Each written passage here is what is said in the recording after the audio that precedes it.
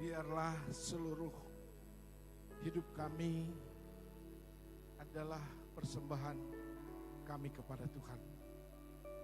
Biarlah itu yang berkenan kepadamu Tuhan, sehingga rencanamu, rencana indah itu dapat terjadi dalam hidup kami. Terima kasih Tuhan memberkati bagian firman Tuhan pagi ini. Dan biar kami semua sebagai jemaat, sebagai tanah yang subur untuk ditanami bibit firman Tuhan dan bertumbuh berbuah pada waktunya. Terima kasih Bapa, dalam nama Tuhan Yesus yang akan diberkati. Mari bersama saya katakan amin. Silakan duduk.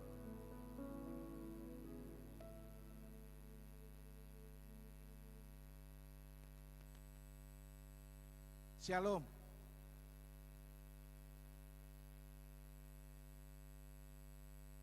Ya, kita bersyukur ya hari ini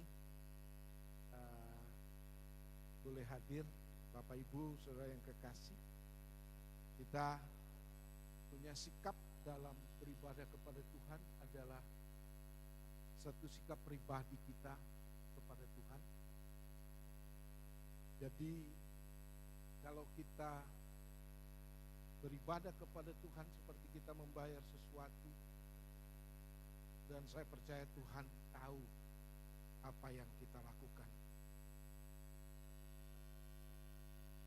Hari ini saya akan membawa firman Tuhan dalam tema besar, sebenarnya pengharapan indah.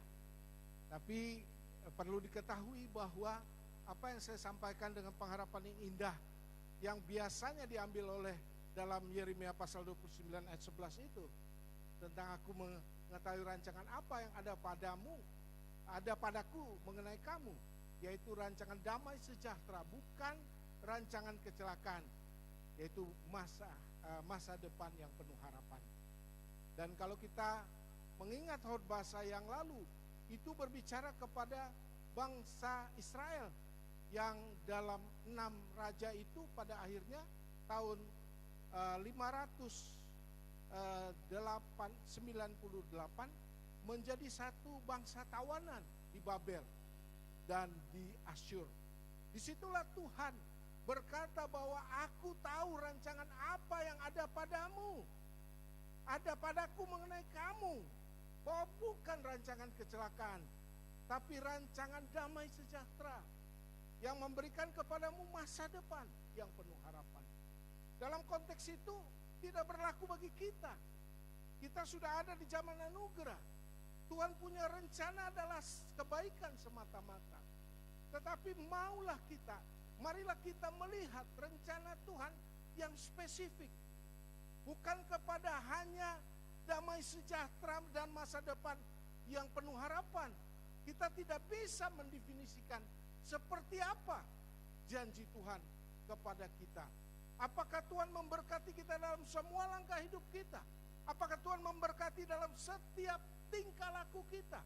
Apakah Tuhan memberkati kita dalam profesi kita, dalam semuanya? Kita harus kritis bahwa berkat Tuhan itu, Yeremia pasal 29 ayat 11 itu, kalau berlaku kepada kita hari ini, saya mau tambahkan kata dalam bahasa Inggris term and conditional. Term and conditional. Term and condition. Artinya berkat itu, pengharapan yang indah itu ada termnya, ada syaratnya. Syarat dan kondisi. Harus ada syarat dan kondisi. Makanya kita masuk hari ini untuk syarat dan kondisi itu. Pertama saya memulai, tolong saya punya PowerPoint, tapi bukan halaman yang pertama, halaman yang kedua.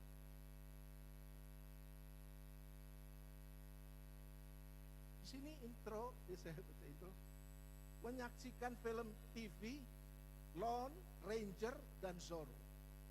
Ini saya tulis. Saya dulu waktu kecil, TV itu barang mewah. Saya ingat waktu itu kami keluarga tidak punya TV. Ada orang, maaf ini saya ingat masa lalu saya, orang Padang di depan, banyak uang mungkin dia beli TV. TV yang mungkin 17 ya, belum 21. Tapi ada mejanya yang besar. Kan kalau sudah sore gitu, anak-anak kumpul semua. Termasuk saya juga kumpul semua di depan TV itu. Masih film hitam putih. Dan ada film Lone Ranger. Dan juga Zorro. Dia selalu kalau sudah menang itu dia set. Dan apa yang Bapak Ibu perhatikan? Waktu film mulai, biasanya ada konflik, ada masalah. Putrinya diculik. Sehingga Lone Ranger ini belum muncul. Tapi kita lihat kisah yang sedih, kisah yang susah. Tapi akhirnya muncullah ini Lone Ranger. Ya, lone itu lonely, yaitu ranger itu cowboy yang kesepian. Mulai dia muncul dengan kudanya. Apa yang terjadi? Anak-anak semua bertepuk tangan. Haleluya, bukan haleluya. Bertepuk tangan semua. Dan memang Lone Ranger datang mengambil putri yang disandra itu dan menang. Ceritanya selalu begitu. Zorro juga seperti itu. Ada konflik, ada masalah, akhirnya Zorro-nya muncul. Biasanya dalam kegelapan muncul langsung Zorro. Hanya matanya saja kelihatan. Dan apa yang dia buat? Suatu perbuatan perkasa. Sehingga akhirnya Zorro sudah muncul. Kita anak-anak kecil semua yang duduk di depan TV tepuk tangan itu. Maaf ya, pagi ini saya mau katakan. Kebanyakan kita sebagai jemaat seperti anak-anak muda pada zaman dulu. Pada anak-anak kecil. Kita hanya datang ke gereja untuk mendengar cerita-cerita heroik seperti itu. Kesaksian-kesaksian yang heroik seperti itu. Dan kita hanya menepuk tangan. Haleluya, haleluya. Tapi sampai di situ saja hidup kita. Hidup kita setiap minggu kita lakukan dari bulan ke bulan, tahun ke tahun, bertahun-tahun. Kalau jemaat ini ada 25 tahun, 30 tahun, itu yang kita lakukan setiap minggu. Tepuk tangan saja. Dan kita bersyukur menyaksikan starringnya, bintang filmnya yang berhasil. Tapi hampir tidak ada hubungan dengan pribadi kita masing-masing. Tidak ada hubungan dengan pribadi kita masing-masing. Slide kedua. Slide ketiga. Saat mereka turun dari bukit bersama dengan sang guru pada hari itu, para murid tahu bahwa harga daripada pemuritan. Mereka sadar bahwa mereka tidak dapat menghabiskan sisa hidup dengan terus-menerus duduk bersimbah di kaki sang guru untuk menyerap setiap perkataannya. Tidak. Mereka dipanggil untuk melanjutkan perjalanannya sendiri ke ladang tuayan. Perjalanan ini tidak akan menjadi sebuah perjalanan yang cepat dan acak. Kali ini perjalanan ini akan membutuhkan dedikasi dan keterampilan terbaik yang ada pada diri mereka. Kali ini perjalanan akan berlangsung seumur hidup.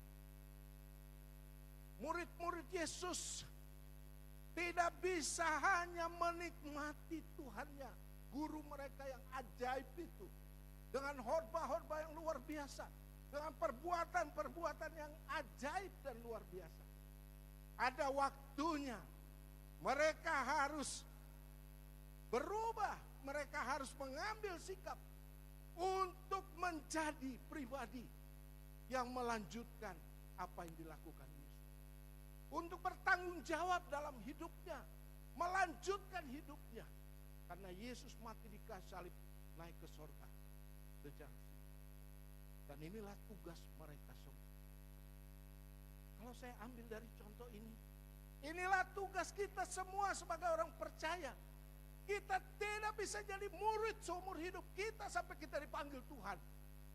Tetapi harus ada waktunya Kita berubah dan kita punya tanggung jawab pribadi kita masing-masing untuk melakukan bagian kita, untuk mengerjakan bagian kita. Mau berapa lama lagi khotbah yang indah-indah itu yang perlu kita dengar di mimbar ini? Tapi Tuhan melihat kita sampai sejauh mana kita berubah seperti murid-murid, bertanggung jawab atas hidup mereka, dan mereka bukan menjadi murid lagi, menjadi rasul-rasul menghadapi dunia ini seumur hidup mereka sebagai rasul-rasul Tuhan. Saya dari YouTube, puji Tuhan ya, saya juga belajar yang apologet Kristen. Agatha berkata begini, mengapa di dalam Efesus pasal 4 ini ayat 11 itu berkata bahwa yang duluan tuh adalah rasul, bukan nabi. Itu perjanjian baru. Kalau nabi itu adalah melihat, berbicara atas nama Tuhan untuk masa depan. Setelah Yesus datang, bukan nabi lagi, tapi rasul. Nabi melihat ke depan akan kedatangan Yesus, rasul itu menjadi saksi. Menjadi saksi. Dan kita semua dituntut untuk menjadi saksi-saksi. Seberapa lama lagi kita mau menikmati kebenarannya daripada Tuhan? Berapa banyak lagi firman Tuhan harus disampaikan di sini? Tetapi kita tidak pernah menjadi saksi akan kebenaran itu. Kita tidak pernah berubah, hanya mendengar saja, hanya satu arah saja. Dan itu bukan kehendak Tuhan bagi kita semua. Engkau mungkin baca dulu 1 Yohanes pasal 2 ayat 1 sampai ayatnya yang ke-6. 1 Yohanes 2 ayat, saya nggak sempat taruh di ya. Anak-anakku, hal ini kutuliskan kepada kamu, supaya kamu jangan berbuat dosa. Namun jika seorang berbuat dosa, kita mempunyai seorang perantara pada Bapa, yaitu Yesus Kristus yang adil. Dan ia adalah pendamai untuk segala dosa kita. Dan bukan untuk dosa kita saja, tetapi juga untuk dosa seluruh dunia. Berhenti dulu.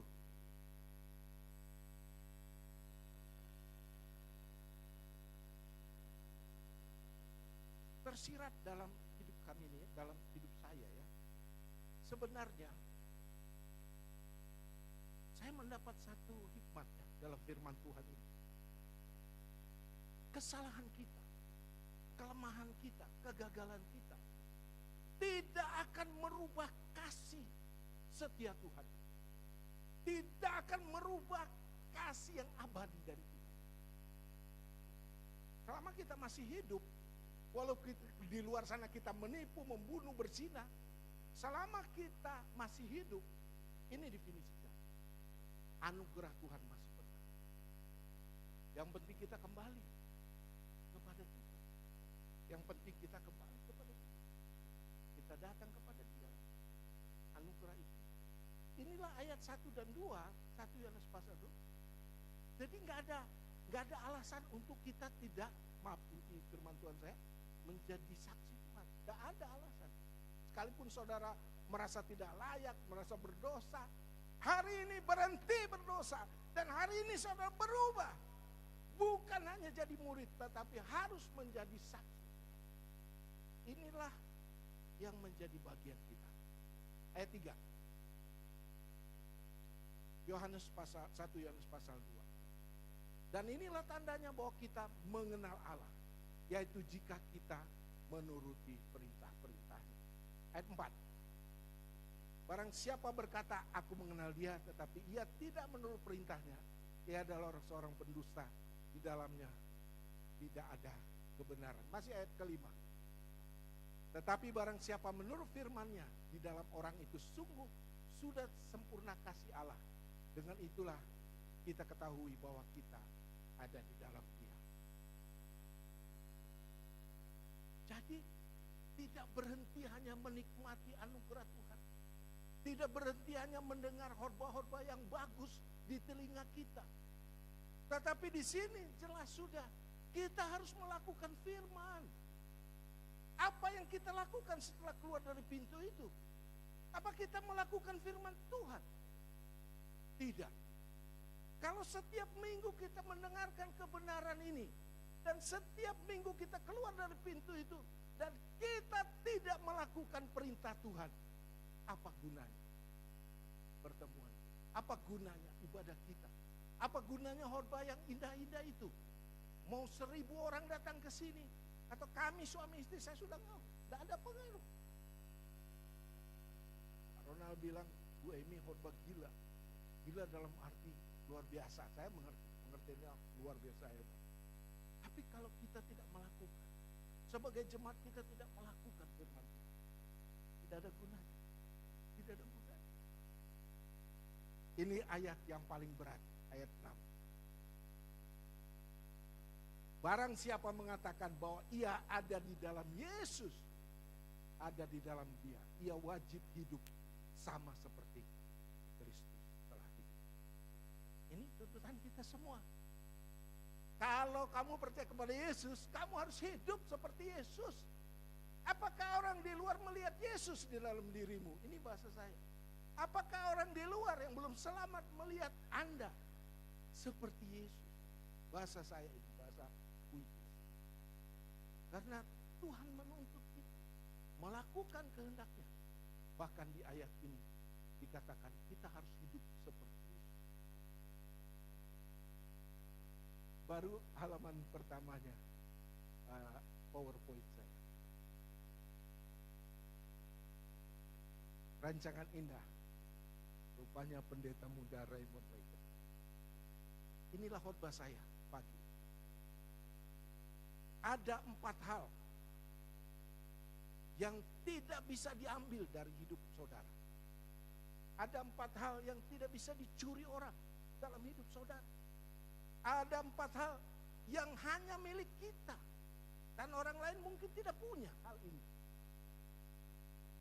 Yang pertama adalah skill. Skill itu adalah keahlian yang kamu miliki, adalah aset yang tak ternilai.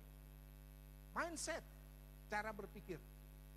Cara kamu berpikir adalah salah satu kekuatan terbesar. Attitude, sikap. Sikapmu adalah dalam menghadapi segala situasi sangat menentukan hasil akhir yang akan kamu raih.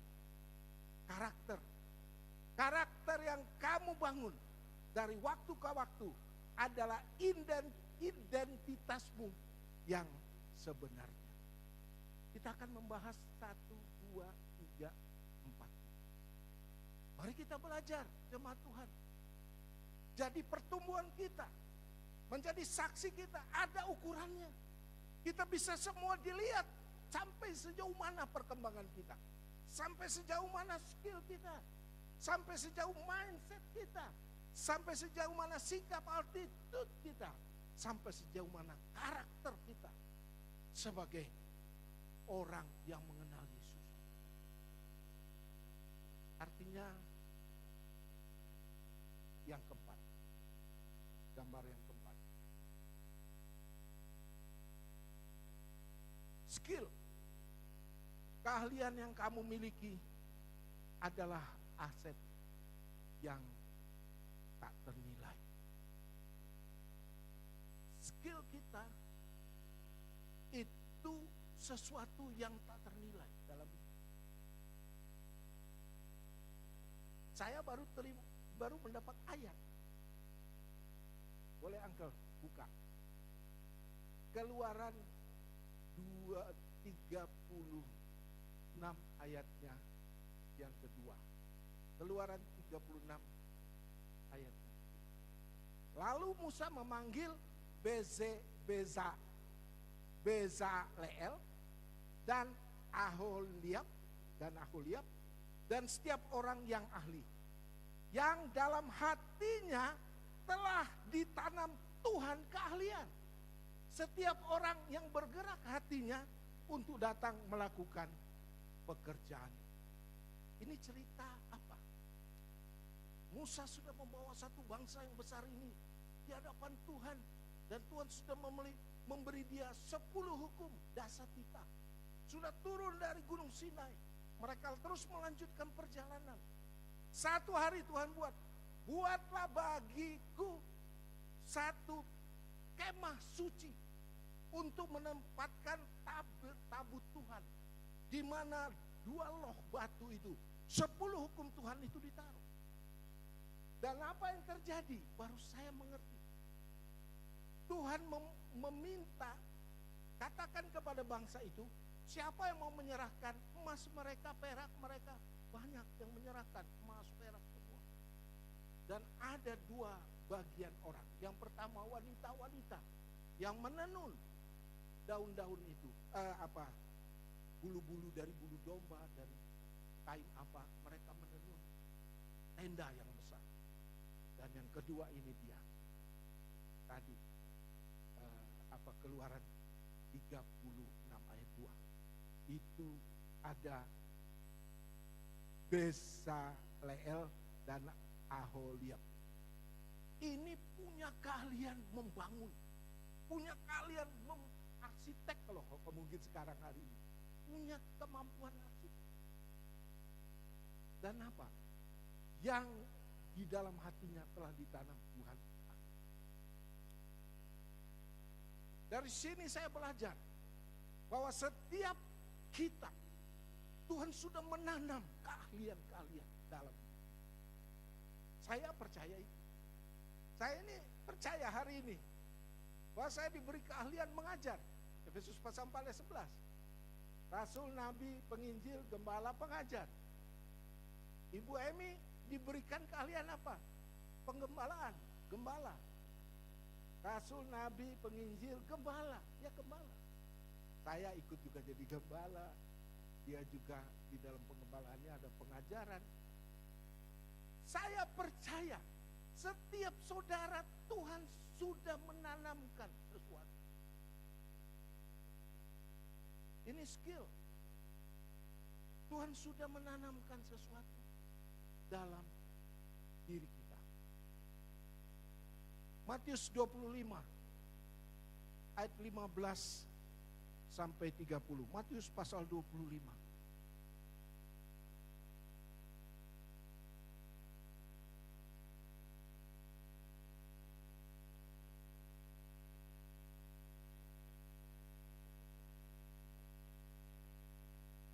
Kita tahu cerita talenta. Ada yang diberi 5, ada yang diberi 2, ada yang diberi 1. Kita tahu cerita ini. Tolong Uncle. 25 ini ayatnya yang ke-21. 25 ayat 21. Tapi apa yang terjadi? Yang 5 ini mengerjakan talentanya. Yang 2 ya kurang tahu, saya singkatkan cerita. Yang 1 itu malah dia tanam talenta itu di tanah. Sehingga muncul ayat 21. Maka kata tuannya kepadanya, baik sekali perbuatanmu itu, hai hambaku yang baik dan setia. Engkau telah setia dalam perkara kecil. Aku akan memberikan kepadamu tanggung jawab kepadamu pada perkara yang lebih besar. Masuklah dan turunlah dalam kebahagiaan Tuhan. Kalau kita tidak pernah melakukan karunia kita, kalau kita tidak melakukan karunia kita dalam hidup kita, sama saja kita punya 1 talenta itu dan menguburkannya di dalam tanah. Apa pikirannya? Tuhan itu jahat. Nanti kalau dia datang, dia akan menagih apa yang kita buat. Untung saya pun diambil sama Tuhan. Pikirannya jahat. Apakah kita mau dijadikan Tuhan seperti itu? Pikiran kita jahat. Gunakan talenta kita. Bentuk talenta kita itu. Kejar talenta kita itu di hadapan Tuhan. Bukan waktunya kita sudah 20 tahun sebagai jemaat begini saja. Kita harus mengejar talenta-talenta kita itu. Ayat. Enggak usah ayatnya. 1 Korintus 12 ayat. Enggak usah dilihat 1 Korintus 12 ayat. Roh Kudus itu memberi di dalam kita kemampuan. Itulah namanya karismatik. Karismatik itu seorang yang kuasai roh sehingga luar biasa. Ibu Emi ini gila karena dia dikuasai roh Allah. Dia kuasai roh Allah jadi gila. Gila itu luar biasa. Itu di dalam 1 Korintus pasal 12 sampai 14 itu banyak. Karunia mujizat, karena termasuk bahasa roh, karena hikmat, karunia bijaksana, karunia menyembuhkan, karunia menasehati, bahkan sampai guyon, karunia nggak kawin itu ada, karunia selibat. Paulus itu karunia selibat, bukan karena dia tidak punya jodoh, tapi pengertiannya lebih positif. Pekerjaan Tuhan masih begitu besar, begitu banyak, sehingga dia tidak mau disibukkan dengan menikah seperti Petrus menikah. Kalau dia mau single saja, supaya pekerjaan Tuhan yang banyak itu dia kerjakan. Itu karunia-karunia. Kemarin jujur ini, saya Pak Ronald ini sampaikan firman Tuhan di doa pagi. Apa yang saya lihat? Karunia hikmat. Karunia hikmat. Ayo kita semua gunakan kesempatan kita. Gunakan hidup kita untuk karunia-karunia kita. Kita kerjakan dalam hidup kita. Bukan hanya seperti murid yang mau berharap duduk bersimbah di dekat Tuhannya, yang mendengar semua perkataan Tuhannya sampai kiamat. Bukan itu tujuan Tuhan bagi kita semua. Kita harus mengenal apa karunia. Baca itu 1 Korintus 12 sampai 1 Korintus 14. Baru kita masuk kepada karunia yang lebih spesifik. Efesus pasal 4 ayat 11. Saya diambil S3, doktor, saya ambil doktor. Saya suruh nulis bidang misi. Tapi saya ini bukan orang misi. Pikiran saya bukan pikiran misi. Pikiran saya adalah pikiran sistematika. Orang gak bisa melihat siapa diri saya. Dan saya menulis sebuah teori sistematika yang tidak saya ikuti secara teologis, tetapi secara praktis, yaitu persekutuan Allah Tritunggal menjadi implikasi bagi persekutuan orang percaya. Praktis. Jadi saya lulus sebagai doktor praktis, dokter penggembalaan. Dan kita ini Tuhan sudah tanamkan sesuatu dalam hidup kita, keahlian itu. Tuhan sudah, setiap orang itu Tuhan kasih keahlian itu. Dan kita harus kerjakan itu. Kita harus lakukan sehingga kita dapat sesuatu. Tuhan itu luar biasa memberkati kita. Jangan sia-siakan hidup kita yang terbatas itu, kalau kita tidak menemukan karunia kita itu.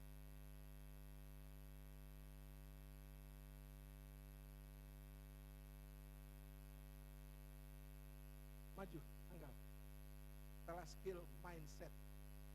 Mindset itu pikiran, pola pikir. Cara kamu berpikir adalah salah satu kekuatan terbesarmu. Ini saya ambil contoh yang paling umum di dalam mindset itu. Apakah ada orang yang pikirannya tidak pernah berubah? Saya sedih kalau kita sebagai jemaat pikiran kita tidak pernah berubah. Kasihan kita. Allah kita luar biasa, Allah kita ajaib dan luar biasa, yang membuat Ibu Emi gila. Kenapa pikiran kita harus fix, tidak pernah berubah? Kasihan kita ini sebagai orang percaya, karena kita tidak pernah berubah pikiran kita. Growth mindset, pikiran kita harus tumbuh, pikiran kita harus berubah, pikiran kita harus mengalami satu perubahan.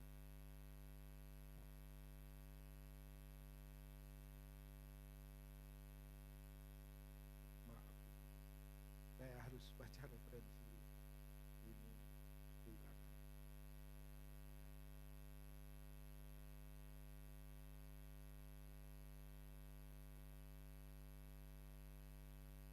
Pikiran apa sih yang harus kita miliki? Pikiran apa sih sebagai orang percaya yang harus kita miliki? Baca Filipi pasal 2 ayat 5 sampai ayat yang ke-11. Ini loh pikiran yang harus ada di kepala kita sebagai orang percaya. Hendaklah kamu dalam hidupmu bersama menaruh pikiran dan perasaannya juga yang terdapat juga di dalam Kristus Yesus. Pikiran Kristus itu harus dimasukkan di kepala kita semua sebagai orang percaya. Ayat yang ke-6. Yang walaupun dalam rupa Allah tidak menganggap kesetaraan dengan Allah itu sebagai milik yang harus dipertahankan. Siapakah kita ya? Kadang-kadang kita di tengah jemaat, saya ini orang pintar, saya orang pangkat, saya orang kaya. Kita hidup sebagai orang percaya segitu aja hidup kita. Tapi ini loh Yesus, dia itu setara dengan Allah. Walaupun dalam rupa Allah, tidak menganggap kesetaraan Allah sebagai milik yang harus dipertahankan. Gak mau gagah-gagahan. Kalau dia gagah-gagahan selesai, kita gak akan selamat semua. Justru dia tidak menganggap dirinya sendiri sebagai Allah yang jadi manusia. Baru ini pikiran Kristus ayat ke-7. Melainkan telah mengosongkan dirinya sendiri. Kosong dirinya. Saya bukan siapa-siapa. Saya tidak penting apa-apa. Siapa saya tidak penting. Bapak ibu saya siapapun orang bekas keturunan Belanda. Saya ini keturunan Belanda, tidak ada gunanya. Raja dari Ambon sana nggak ada gunanya semua. Mengosongkan diri dan mengambil rupa seorang hamba. Mengambil rupa seorang hamba dan menjadi sama dengan manusia. 8. Dalam keadaannya sebagai manusia, dia telah merendahkan dirinya sampai mati, bahkan sampai mati di kayu salib. Dia sebagai manusia itu, kalau saya mau katakan, dia sebagai bedinde kalau bahasa Belanda, sebagai pembantu. Yesus ini sebagai pembantu, membuat dirinya sebagai pembantu. Dan bukan hanya itu, dia telah merendahkan dirinya taat sampai mati, bahkan mati di kayu salib. Mati, banyak kita mati tua. Nggak ada segininya dari Tuhan Yesus. Dia mati masih muda, 33 setengah umur. Dia mati di kayu salib untuk menebus. Apakah kita mau sampai tua hidup kita, panjang umur kita tapi nggak ada artinya? 9. Itulah sebabnya Allah sangat meninggikan dia dan mengaruniakan kepadanya nama di atas segala nama. Bukan hanya alam semesta dan kita sebagai orang percaya membanggakan Tuhan yang mati di kayu salib. Allah di sorga, Bapa di sorga, sangat meninggikan dia dan memberi nama di atas segala nama. 10. Supaya dalam nama Yesus bertekuk lutut segala ada yang di langit dan yang di bumi dan di atas bumi. Saudara, saya punya YouTube. Ya kebetulan saya ini orang yang ngutak-ngatik teologi, Pak Ronald bilang saya ini orang teologi. Saudara mesti tahu, dunia di luar itu jahat. Emang jahat. Tapi apa kita mundur dengan kejahatan dunia? Tidak sekali-kali. Kita mengambil contoh Tuhan kita. Sekalipun dia harus mati di kayu salib. Itulah alasan. Tidak ada penghargaan terbesar bagi kita manusia kecuali yang Bapa kasihkan kepada Yesus. Kalau Yesus juga memberikan nama bagi saudara yang bagus begitu. Itulah yang terbaik yang kita bisa capai dalam hidup kita yang sementara ini. Terakhir ayat 11. Dan segala lidah mengaku Yesus Kristus adalah Tuhan bagi kemuliaan Allah Bapa. Jauh mana kita sebagai orang Kristen tahu tugas kita harus sama seperti Yesus dan memuliakan Bapa di sorga. Ayat yang ke-6 kita sudah baca dalam 1 Yohanes pasal 2 ayat 6. Barang siapa mengenal Dia, mengenal Kristus, kita harus hidup seperti Kristus. Sampai sejauh mana kita mau menyangkal diri kita, sampai sejauh mana kita mau menderita bagi Tuhan, bagi Yesus. Tadi Noni bilang hidup bagi Yesus. Sampai sejauh mana kita mau menderita bagi Dia. Kami ini belum apa-apa ini, kami dengan Bu Emi melayani sana sini seperti nggak ada arti, ngunjung-ngunjung orang itu nggak kecil, nggak ada apa-apa, ditolak orang, jemaat kita kabur dari tempat ini, sakitnya luar biasa, belum apa-apa itu, belum apa-apa dibanding Yesus. Kita nggak bisa ngomong doang, kita harus lakukan seperti Yesus, menderita, mati di kayu salib. Tapi ingat, Allah tetap Allah yang sama. Dia akan memuliakan Yesus. Dia akan bekerja memuliakan saudara juga. Bagi kami semua, kita semua, Tuhan tahu apa yang kita kerjakan.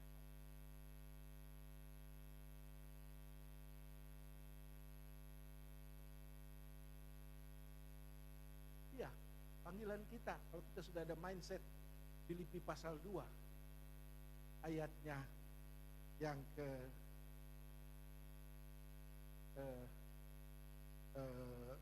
Filipi pasal 2 ayatnya yang ke-5 sampai 11. Ada satu tugas kita supaya mindset ini terus kita pupuk. Kita membuktikan kebenaran dari mindset tentang himne Kristus. Filipi pasal 2 ayat 11. Matius pasal 26 ayat 24. Semua berhubungan.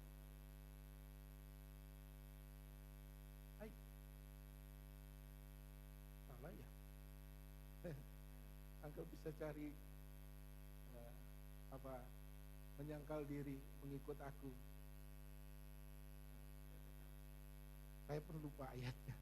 Tunggu saya cari ya. Nah, nanti kita. Yang ku kehendaki ialah pikul salib, menyangkal diri dan ikut aku. Ini tugas sebagai jemaat. Ayat Matius 16, bukan 26. Matius 16. Oh, saya salah ketik tadi terakhir. Matius 16 ayat 24. Lalu Yesus berkata kepada murid-muridnya, setiap orang yang mau mengikuti aku, dia harus menyangkal dirinya. Mengikut aku. Setiap orang yang mengikut, dia harus menyangkal dirinya, memikul salibnya dan mengikut aku. Salib itu tidak berhenti di Golgota sana. Dia tidak berhenti di Golgota sana. Dia akan ada di dalam diri kita sampai Tuhan Yesus datang kedua kali. Apa lingkungan saudara belum mengenal salib itu? Apa suami saudara belum mengenal salib itu? Apa istri saudara belum mengenal salib itu? Apa saudara punya keluarga besar belum mengenal salib itu? Apa tetangga saudara belum mengenal salib itu? Coba sampaikan kepada mereka. Nanti ada salib yang saudara akan terima. Waktu saudara diludahi, waktu saudara dibenci orang.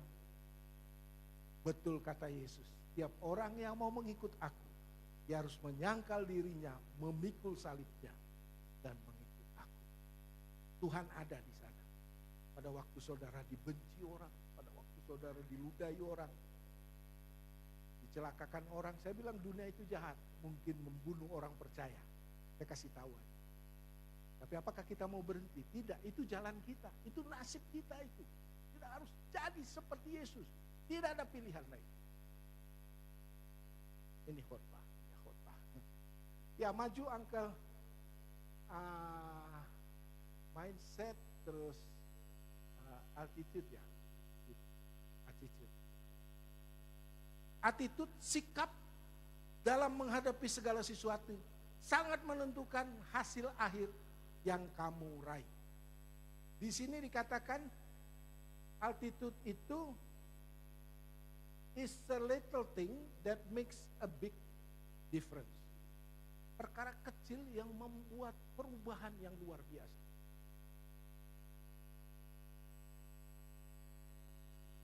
Sikap itu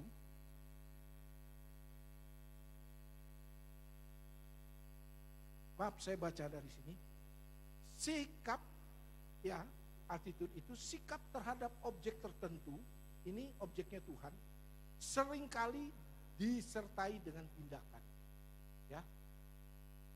Attitude kita itu banyak di dalam hidup ini. Ada 1000 attitude. Attitude itu sikap kita menghadapi masalah. Tapi sikap itu ada 2 hal yang penting. Sikap itu bagaimana kita menghadap Allah.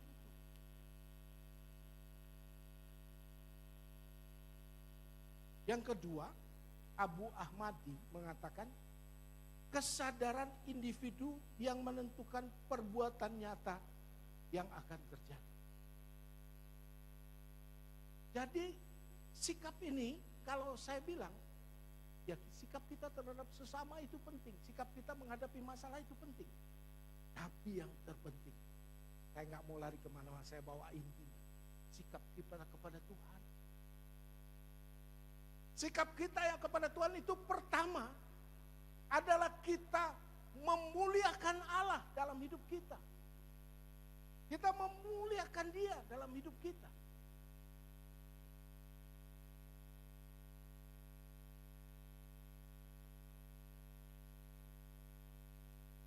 Keduanya saya akan jelaskan. Mari Uncle buka Yohanes pasal 4 ayat 23 dan 24. Yohanes pasal 4. Tetapi saatnya akan datang dan tiba sekarang, bahwa penyembah-penyembah benar akan menyembah Bapa dalam roh dan kebenaran. Sebab Bapa menghendaki penyembah-penyembah demikian. Wanita yang berdosa yang sudah 5 kali kawin ini menghadapi Yesus. Dan dia bela dirinya. Kami ini ada di Samaria, di gunung itu sebenarnya bangsa Israel menyembah Allah. Tetapi apa jawab Yesus? Ayat 24. Ayat 23. Tetapi saatnya akan datang dan sudah tiba sekarang bahwa penyembah-penyembah benar akan menyembah Bapa dalam roh dan kebenaran. Sebab Bapa menghendaki penyembah demikian. 22 artinya mulai dari 22. 24 sekarang 24. Allah itu roh dan barang siapa menyembah Dia, menyembahnya dalam roh dan attitude kita, sikap kita adalah terpenting dalam bangsa Israel. Sudah ditentukan bahwa di gunung itu mereka menyembah Tuhan. Apa artinya kalau bangsa itu menyembah Tuhan? Bangsa itu mengakui kehebatan Tuhan. Bangsa itu mengakui kebenaran Tuhan. Bangsa itu percaya kepada kehebatan Tuhan. Itu artinya penyembahan.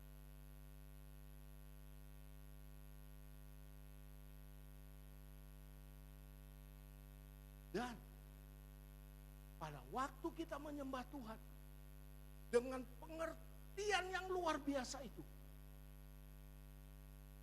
bukan hanya Allah menerima penyembahan kita seperti ukupan yang asapnya naik ke atas dan Tuhan senang dengan pujian, tetapi Tuhan akan bertindak dalam waktu kita menyembah Tuhan. Ini saya pelajari. 2 minggu lalu saya jam 3 malam kebangun. Dan saya cuma ingat ada penyembahan, terus saya ikut menyembah di sini. Saya kurang tahu apakah seperti ini, tapi saya menyembah. Oh haleluya, haleluya, haleluya, haleluya. Nomor 1, saudara mengakui Tuhan memang segalanya, kebenaran dan semua. Kau sudah dikasih, kau dibenarkan, kau diampuni. Tapi Tapi juga Tuhan bekerja dalam hidup. Mengapa penyembahan ini begitu penting? Saya kalau saudara lihat kurang menyembah, bukan aslinya saya. Saya tanya Bu Emi, ada kaset di Surabaya, kalau sudah putar lagu itu, saya sampai bisa menangis-nangis menyembah. Jarang saya bisa punya kesempatan. Itulah tugasnya di sini, hamba-hamba Tuhan. Waktu free go kemarin bagus. Dan apa saya perhatikan, berapa hari dia di rumah kita, gak ada lain dia putar kaset, dia ikut menyembah terus. Sehingga kata-katanya keluar sedikit, tapi orang dibawa. Mahasiswa saya itu menangis semua. Luar biasa rohnya, bukan logis lagi, bukan di atas pikiran lagi, logis di atas lagi, roh yang bekerja. Jadi waktu saudara menyembah itu, luar biasa roh, saudara bisa nyambung dengan Tuhan. Dan saya bilang, Tuhan bekerja melalui penyembahan saudara. Kami punya WL di Surabaya. Bukan main-main, ini kesaksian saya. Seorang konglomerat. Seorang yang punya hampir separuh Surabaya itu, kalau mau dibilang 1/5 Surabaya dia punya. Kaya raya itu, bapaknya yang punya real estate terbesar di Surabaya. Dan saya tahu dia punya masalah. Dalam pembelian tanah apa-apa, perkara gak selesai-selesai. Bayar sana, bayar sini, gak selesai-selesai. Tapi dia pakai kesempatan dia memimpin sebagai WA. Dia menangis di hadapan Tuhan. Tuhan, Engkau Allah yang mampu melakukan segala sesuatu. Engkau sanggup melakukan perbuatanmu yang ajaib. Dan apa yang terjadi? Setelah dia menyembah begitu, perkara dia selesai. Selesaikan Tuhan. Selesai semua. Tuhan. Kita ini bukan GBI atau karismatik. Tapi ini teologi saya. Kalau saudara gak bisa menyembah Tuhan, kalau saudara tidak punya sikap hormat kepada Tuhan dalam penyembahan, saudara sangat tidak mengerti siapa Tuhan saudara. Maaf aja saya. Kalau mulut saudara tidak pernah saudara angkat untuk memuji Tuhan, terkunci, Tuhan juga tidak mau berurusan dengan saudara. Angkat suaramu, angkat pujianmu. Itulah sikap Alkitab kita. Saya gak banyak cerita tentang Alkitab. Cuman itu saja. Pada waktu kita setengah mati, pada waktu kita menghadapi hidup yang begitu sulit, hidup yang tidak pernah ada jawaban bagi kita, itulah waktunya kita menyembah Dia. Dan pada waktu kita menyembah Dia, bukan hanya kita mengakui bahwa Dia mampu, Dia luar biasa, Dia yang hebat dan luar biasa itu. Bukan hanya itu, Dia akan bekerja dalam hidup kita. Dia bangga lihat kita semua yang menyembah Dia. Dia tahu, oh kalian itu mengerti siapa saya. Mengerti siapa saya. Tuhan kalian. Itulah attitude orang percaya. Sikapmu dalam menghadapi segala situasi yang sangat menentukan hasil akhir yang akan kamu raih. Ibu Emi bilang kemarin khotbahnya, kalau saudara minta hikmat dari Tuhan, orang Kristen tidak pernah kalah. Orang Kristen tidak pernah dikalahkan. Orang Kristen tidak pernah jatuh. Orang Kristen tidak pernah salah. Orang Kristen tidak pernah gagal. Tidak pernah. Kalau kita minta hikmat. Tapi hari ini kita lihat sikap. Tidak tahu apakah ini akan merubah gereja kita. Tapi saya di sini, mau hanya 5 orang di sini, saya mau menyembah Tuhan. Saya mau memuliakan Dia dalam hidup saya, dalam mulut bibir saya, dalam hati saya, seluruh hidup saya. Saya mau menyembah Tuhan. Saya kehilangan di Surabaya, saya punya kaset itu ya, yang tim pemudanya dari almarhum Yakub Nahwai itu tentang lagunya itu. Wah, tapi kalau saya sudah menyanyi itu sampai menangis-nangis saya. Luar biasa. Ya, terakhir karakter.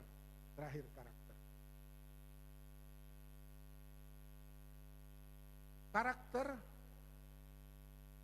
Karakter yang benar kamu bangun dari waktu ke waktu adalah asli yang sebenarnya, hidupmu yang sebenarnya. Itu maaf, saya juga sulit potongnya, maklum belum ahli. Miliki karakter yang sesuai dengan visi dan misi hidup saudara. Karakter kita dua yang nyata dituntut oleh Tuhan. Ini menunjukkan kedewasaan kita. Pertama, apa itu? Mengasihi musuh. Setiap hari kita diperhadapkan dengan banyak masalah. Bahkan kita bisa jatuh dalam kebencian yang bertahun-tahun kita. Bagi orang percaya, saudara duduk di jemaat ini, Tuhan menuntut mengasihi musuh. Mengasihi musuh. Kasih musuh. Kalau saya lihat lebih lanjut, mengapa saudara tidak menginjili orang? Karena kalau saudara tidak mampu mengasihi mereka. Karena saudara masih kepahitan yang tidak bisa dilepas. Saudara tidak pernah. Loh, saudara sendiri kan itu seperti orang yang berhutang 10.000 dinar itu kepada Tuhan. Dia sudah diampuni, dia keluar, ada orang lain yang hanya 100 dinar, dia pegang lehernya. Mana kembalikan? Kalau enggak kembalikan, kamu masuk penjara. Aku dibawa ke penjara. Tapi raja itu bilang, panggillah Gojo, bawa dia ke penjara. Penghalang kita itulah kebencian. Penghalang kita itu kita tidak bisa mengasihi musuh kita. Mengapa Yesus berkata kalau engkau ditampar di kiri, beri pipi kanan? Karena itu problem kita. Kita ini sulit sekali mengampuni orang yang apalagi berhubungan dengan kita, menyakiti. Tetapi attitude, sikap kita itu, karakter kita itu, yang pertama, kita harus bisa mengasihi musuh. Mengasihi orang yang membenci kita. Mengasihi orang yang menjelek-jelekan kita. Mengasihi orang yang menganggap remeh kita. Harus kita mampu mengasihi mereka. Kalau kita tidak sampai mampu mengasihi mereka, mungkin untuk apa keselamatan kita? Mengapa kita diselamatkan? Supaya orang yang kita benci bisa kita selamatkan. Kalau kita nggak bisa, mengapa? Mungkin pertanyaan besarnya, mengapa kita sampai hari ini tidak bisa menginjili? Karena kita tidak pernah bisa mengampuni. Karena kita tidak bisa mengampuni. Kedua, ada proses apa? Proses pengudusan. Pengudusan itu bicara tentang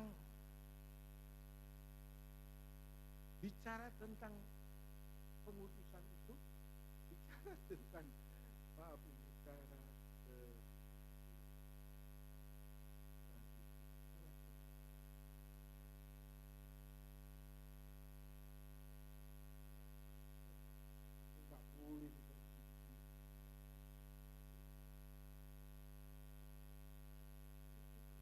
semua kita harus kudus dalam pikiran kita, dalam hati kita, hati nurani kita. Kita harus kudus.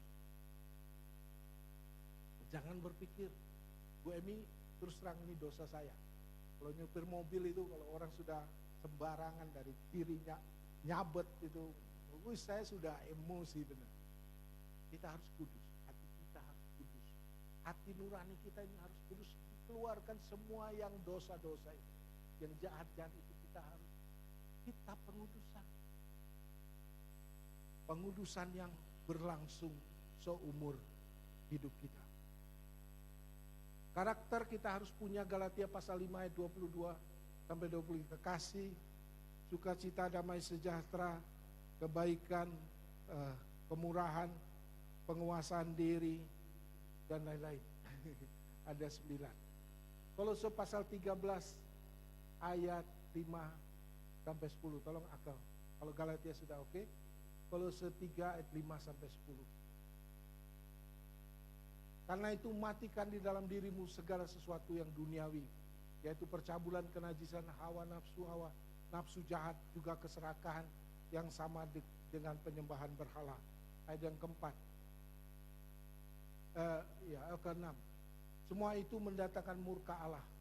7, Dahulu kamu juga melakukan hal-hal itu ketika kamu masih hidup di dalamnya. 8. Tapi sekarang buanglah semua itu, yaitu marah, geram, kejahatan, fitnah, dan kata-kata kotor yang keluar dari mulutmu. Harus berhenti. 9. Jangan lagi kamu saling mendustai, karena kamu telah menanggalkan manusia lama serta kelakuannya. 10 yang terakhir. Dan telah mengenakan manusia baru yang terus-menerus diperbaharui untuk peroleh pengetahuan yang benar menurut gambar Khalifnya. Kita harus sama seperti Yesus. Dirubah setiap hari, setiap waktu harus dirubah dengan meninggalkan semua yang jahat. Terakhir kita baca ayatnya yang ditutup. Efesus pasal 4 ayat 22 sampai 24. Saya akan tutup khotbah saya. Efesus 2:22. Yaitu bahwa kamu, sehubungan kehidupan kamu yang dahulu, harus menanggalkan manusia lama yang menemui kebinasannya oleh nafsunya yang menyesatkan. Supaya kamu diperbaharui dalam roh dan pikiranmu. Tadi ya, attitude itu roh. Kalau saudara tidak pernah hidup dalam roh, bagaimana saudara diperbaharui hari lepas hari? Saya kemarin dalam persekutuan kami, saya ngomong, wah Pak Raymond dulu ada yang menyampaikan, Pak Raymond dulu khotbahnya nggak bisa dimengerti. Sekarang ya khotbahnya lumayan lah, saya mengerti sedikit. Tapi itulah, dan kita lebih banyak menyembah Tuhan, lebih banyak berdoa. Kita berdoa terus. Bu Emi ini nggak pernah berhenti berdoa, hari Kamis, hari Jumat, hari Sabtu, hari Minggu berdoa terus. Itu roh kita yang dihidupkan. Tapi kalau kita kurang dalam berdoa, membaca firman, memuji Tuhan, rohnya lemah. Pikiran kita juga kemana-mana. Gak benar pikiran kita. Tetapi kamu diperbaharui dalam roh dan pikiran. Ayat 24. Dan menggunakan manusia baru yang telah diciptakan menurut kehendak Allah dalam kebenaran dan kekudusan yang sesungguhnya, yaitu hidup seperti Yesus. Itulah rencana Tuhan bagi kita semua. Maka kita sudah sampai sana. Kami juga masih jauh. Tapi paling tidak saya mau mendorong saudara, lakukan firman Tuhan. Pikulah salib, sangkalah diri, ikutlah Yesus. Sehingga saudara mengetahui karunia-karunia. Saudara apa? Tuhan itu ajaib. Renungan saya hari-hari ini, saya ikutin apologet tentang, apologet tentang debat antar agama.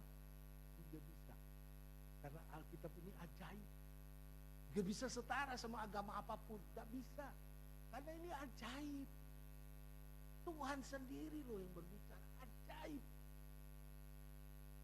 Saya mau waktu-waktu ke depan setiap ibadah itu sampai saya bisa menangis dalam pujian penyembahan. Karena saya pengen roh saya itu puas di dalam Tuhan. Yang ajaib, yang mulia itu, yang indah sekali. Saya belum, ya mungkin masih bisa menjadi contoh bagi saudara. Tapi belum jauh dari sempurna. Tapi saya kembali katakan. Kembali ke Keluaran pasal 36 ayat yang kedua. Saya percaya Tuhan menanamkan sesuatu. Karena mungkin seorang dunia dalam bisnis, Ronald ini dalam basket dari Gesail itu mungkin menjadi pelatih yang dikenang banyak orang di Kalimantan Selatan. Saudara hebat. Tapi ada pekerjaan Tuhan juga yang hebat yang Tuhan rencanakan. Untuk pekerjaan Tuhan ajaib. Kalau kita melakukannya, kita akan dipuaskan dan punya hak penuh masuk dalam kerajaan surga. Amin. Amin. Tuhan memberkati kita semua. Ya, tepuk tangan, ada satu tepuk tangan di sana. Siapa yang